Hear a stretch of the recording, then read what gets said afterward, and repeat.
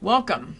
My name is Deb Bixler, and congratulations on investing in your business. Let's make sure every vendor event is the best possible vendor event for you and your business.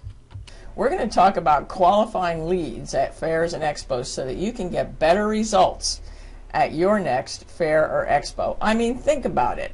Wouldn't you rather have 10 leads who call you first, or at least answer their phone, as opposed to 1,000 leads or 100 leads and you don't even know where to start when it comes time for your follow-up?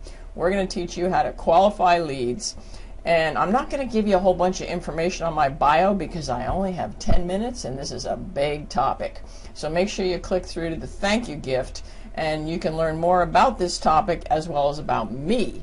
So before we get started, just really quick, I wanted to share that I do provide the training at the Chamber of Commerce here where I live for the vendors as they enroll in their vendors event. So every year when they have the annual Chamber of Commerce events, they have a how to maximize your results at fairs and expos, how to get better results at this chamber event, and I am the educator there. So you won't read that on my website, but if you want to read more about the Party Plan Expert, click through and take your thank you gift. So let's go ahead and get started on how to get better results on fairs and expos.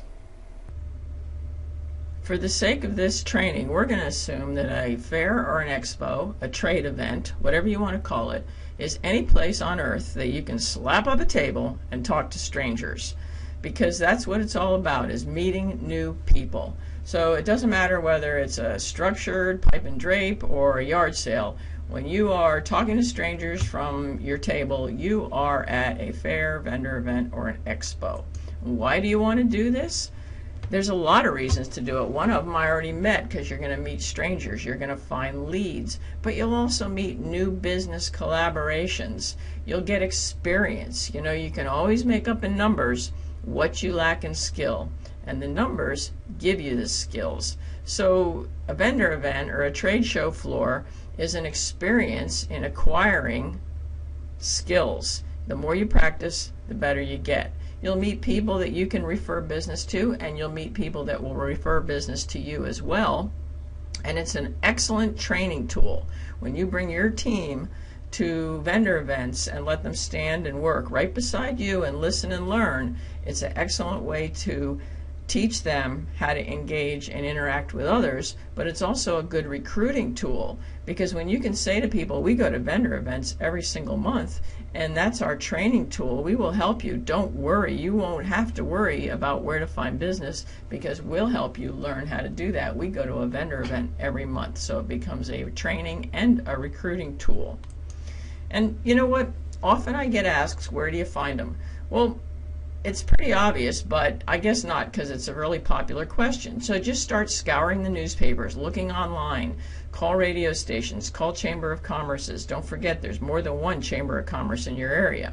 You walk by them all the time. If there's tables set up in the mall over the holidays, or you go to street fairs where there's booths, you walk by them all the time. Wedding planners, local fairs, and carnivals.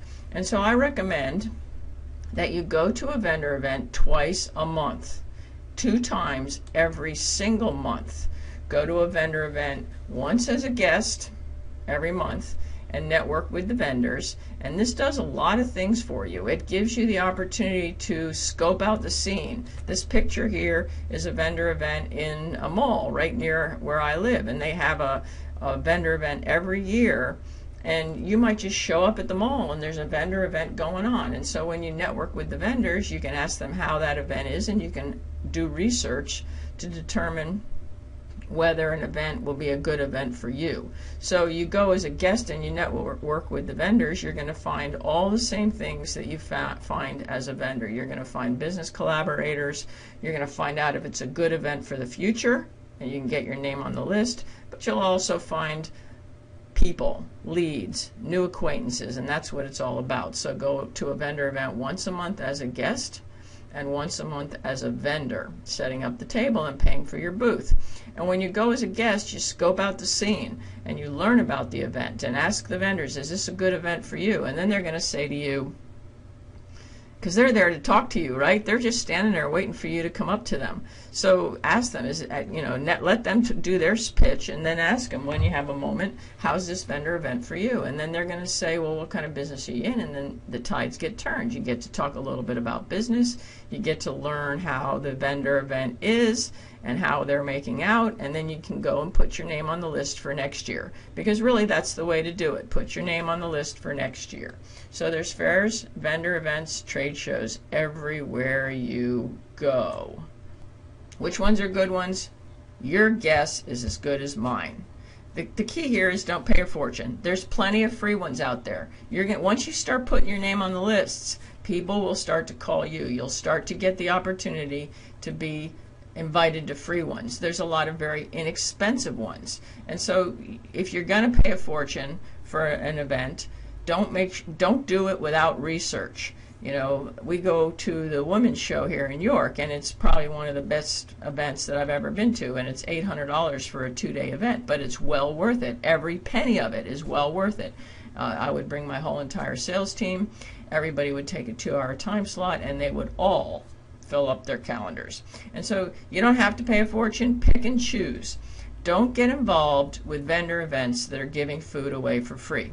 There's some food events that require free food, like the hot and spicy carnival might require you to give away hot and spicy food, or the food and wine show requires you to give away free food.